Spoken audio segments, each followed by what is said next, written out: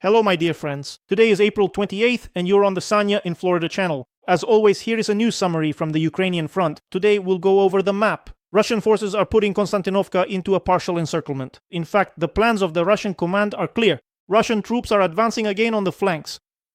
They are putting Konstantinovka into a partial encirclement. The supply situation there is quite dire. There is only one road, a good road that leads into the city. So, the plan is clear. To set up there, a Pokrovsk 2 for the Ukrainian forces, and as always, the Ukrainian command won't withdraw anyone. And the losses will be enormous. I'll show everything on the map. But first, let's get to the news part. Let's go over world events. We'll start with Germany. There's a gay wedding there. It's a new trend there.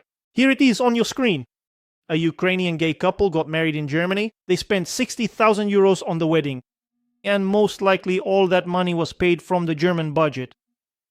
There, what's happening is the so-called rear-wheel drive transition of Germany. I'll explain why. Let's go over the main payments to so-called European refugees. You know that on paper, all these refugees don't earn any money. That is, they might have businesses in Ukraine or somewhere else. But on paper, in Germany, they don't earn anything. Accordingly, the standard allowance for such a couple is 1,012 euros per month. Then, Germany reimburses the costs for housing and heating, plus another 1,500 euros per month. So in total, that's 2,500 euros per month. German taxpayers are paying this amount out of their own pockets for this couple. Every month over 4 years, this couple could very well receive 120,000 euros. And that's if you exclude expenses for health insurance, which is also paid from the budget, exclude administrative costs, exclude medical care expenses. So you realize that the actual amount spent by the German budget to support this couple could rise to 250,000 euros over 4 years. Do you understand? Quite easily. Especially if there were any health problems. That's the situation in Germany. Well then, best wishes and love to them. A rear-wheel drive transition. Let's give them wind at their backs, a drum around their neck, and let them march forward against the wind. Alright, let's move on. Estonia. Well, the news from there is just, guys, remarkable. The Estonians have delivered, right? Estonia is actually dying. On your screen is Igor Taro. The head of Estonia's Ministry of Foreign Affairs announced that Russian and Belarusian citizens without permanent residency in Estonia will be banned from purchasing any real estate. This includes apartments, houses, and land plots. Starting from January 1st, 2027. This is considered a threat to national security. You know, according to this Estonian Ministry of Foreign Affairs. Every Russian will bring Putin in their pocket to Estonia, and you see that creates a threat to our security there. That's the kind of threat they're talking about. Let me tell you about the real threat to Estonia, to us, to Estonia's security. Right now, there's a real demographic catastrophe happening there. As of today, Estonia has a population of 1.3 million people.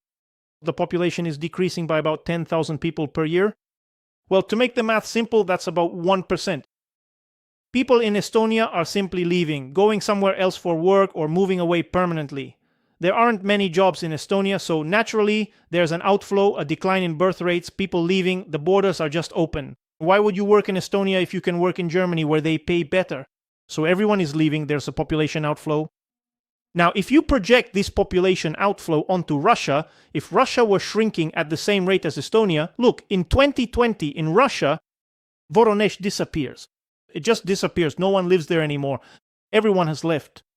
In 2021, Volgograd disappears. In 2022, Perm. In 2023, Omsk. In 2024, Samara. In 2025, Krasnoyarsk. 1,210,000 people simply vanish. This is if you project the percentage population losses currently happening in Estonia onto Russia. There is a real demographic catastrophe happening there. It's happening right now. Estonia is simply disappearing from the map, and it turns out that Russians buying apartments are actually a threat to our security. Did you know that? That's where they are. Each of them brings a little Putin with them, and so these unpleasant things are happening, you know? The most important thing that needs to be done in Estonia today is to establish relations with Russia. That means inviting Russian capital. That is the best guarantee of security against any war. It's Russian capital. They don't understand this. They think that NATO will somehow protect them. They think that the Americans will fly in on a big plane and start fighting the Russians for Estonia. Yeah, keep dreaming, Estonians. You'll all die there first, you understand? The Americans don't give a damn about you. Trump openly said, no, these are bad countries, we won't fight for them. Yesterday, Starmer also came out and said, "We won't get involved in any war unless it's beneficial to us." And what war in Estonia would be beneficial to the British? None of those wars are beneficial. Who's going to protect you?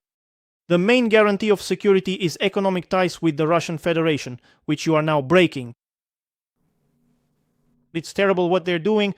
Well, Estonia just needs to wait about 50 years and there will only be 600,000 people left there.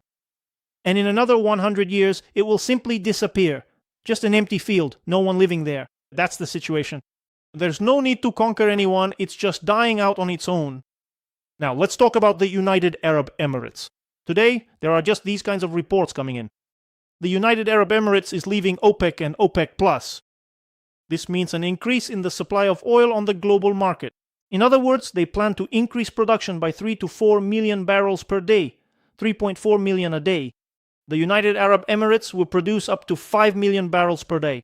That's why they are leaving OPEC. Of course, this is at Trump's initiative, so to speak.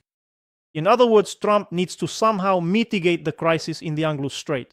There's a 20% drop in global oil supply there because the strait is blocked. Accordingly, they need to somehow put pressure on the price so that it goes down. This is an increase in supply. Accordingly, now they've unblocked it. Russian oil has been unblocked. This refers, of course, to the sanctions on Venezuelan oil. And now the United Arab Emirates are leaving OPEC and starting to increase oil production. So basically, Trump is trying to mitigate this crisis. Right now it's minus 20%, and all these three things I mentioned to you, that's only about 4 to 5% in total. So there are still 15% left unaccounted for. Where is all this supposed to come from? Where can you not get this from in the global market? So it's quite possible that global prices will continue to fluctuate around 105 and won't go down. But we'll see. This supply and demand function is actually quite complex. But cumulative losses are approaching 1 billion barrels by the end of April. This is due to the blockade of the Hormuz Strait. So here the question already arises, as follows. Either the Iranians will start facing real serious economic problems first, or the Americans will decide that enough is enough. The strait needs to be open because there's not enough oil. Let's wait and see, as they say. Let's move over to the map of the Ukrainian front. This is how the map looks as of today. Today there are 1,198 updates. We'll start with the Sumy direction. Here, the Ministry of Defense of the Russian Federation reports the capture of the settlement of Taratutina in the Sumy direction.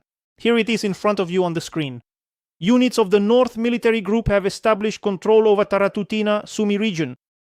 There is no geolocation material yet, but there have been geolocated materials from Russian positions here, so the map looks like this. Russian troops have approached Taratutina. There's even a post office here, and they were geolocated at this spot. Therefore, I think this already confirms the claim.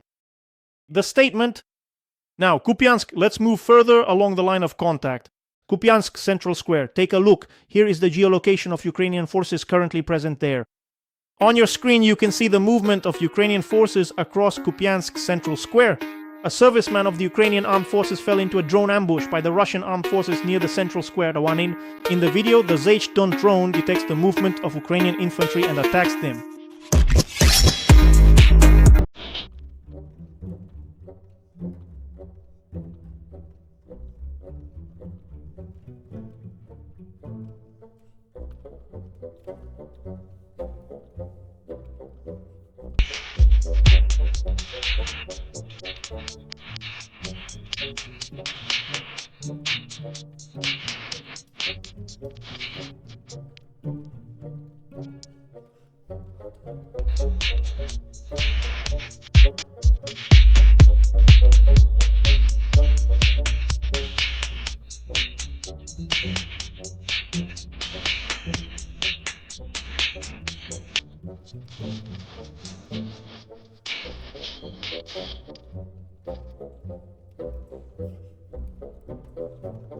So the situation here remains contentious. Ukrainian troops are moving through the center of Kupiansk. There are geolocations of both Russian and Ukrainian forces. In my opinion, urban combat with varying success continues there. Next we move on to Vasyutinske. Let's shift over on the map of the Ukrainian front. Next, along the line of contact. Vasyutinske is located right here. Here, Russian troops are destroying a self-propelled artillery unit in the area of the settlement. Right here in this tree line in front of you on the screen. Drone operators from the Burevestnik regiment detected and destroyed the self-propelled artillery. A Polish-made Krab artillery system, camouflaged at one of the firing positions, was attacked. Next, we continue along the line of contact. Now on to Konstantynivka. Russian forces are advancing here. Progress is being made every day. Geospatial materials confirm this advance. Let's start from the hill. Here, Russian forces are expanding their control zone on the eastern outskirts of the city and advancing up to 500 meters. Right at this point, according to geospatial materials, on your screen is the forward position of the Russian armed forces in the private sector of the Hora neighborhood shelled by the Ukrainian Armed Forces. In addition, Russian aviation is actively striking Ukrainian positions. This is where the geospatial material of this strike comes from. On your screen, the armed forces of the Russian Federation using a Fab 3000 destroyed the temporary deployment point of the 100th Brigade of the Ukrainian Armed Forces in Konstantinivka. The use of an aerial munition with a planning and correction module weighing 3 tons. In TNT equivalent, it destroys the position. Russian forces have begun an active offensive phase on Konstantinivka. Let's indicate how logistics are organized here. Let's start with this section. Here, there is a series of lakes and so on. Accordingly, logistics here are impossible. There is only one road leading to Konstantinivka. Here it runs like this. There are no other normal, fairly wide roads here. None. And accordingly, Russian forces are advancing from Dolgaya Balka. Here, I have already shown you the geomaterials. Russian forces are advancing on Novodmitrivka, and Russian forces from the direction of Chasiv. They are, of course, putting pressure from the direction of Yara. The situation here is to move forward and accordingly get as close as possible to this supply line. From the flanks, of course, not to storm Konstantinivka directly head-on, but how to organize everything like in Pokrovsk. That is a semicircle. A semicircular encirclement to cut off supply lines, to cut off logistics, and to create the same situation where Ukrainian forces are simply left to die in that city. Exactly as it was in Pokrovsk. That's the situation developing here. That's all from me. Thank you for your attention. Please subscribe to the Telegram channel, subscribe to Max, and subscribe to Rutube. Video updates are posted there every day. Thank you. Goodbye.